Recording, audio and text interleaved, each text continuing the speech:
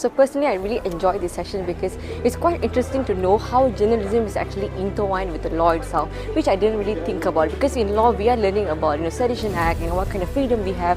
I think it's really interesting how a lot of a movement and amendment has been moved from journalism itself. And I'm really excited to explore further as well in the future. Forum pada hari ini saya rasa amat menarik sebab dapat maklumat daripada pelbagai aspek dari segi undang-undang, dari segi kewartawanan dan juga pendapat dari mereka tentang antara keseimbangan antara hak undang-undang kebebasan media dan juga dia punya limit of the kebebasan media tersebut. Daripada panel Puan Su, saya dapat rasakan dia amat structured, dia punya information apa semua. Daripada Tuan Haji Ainul amat santai dan sangat mendekat dengan student.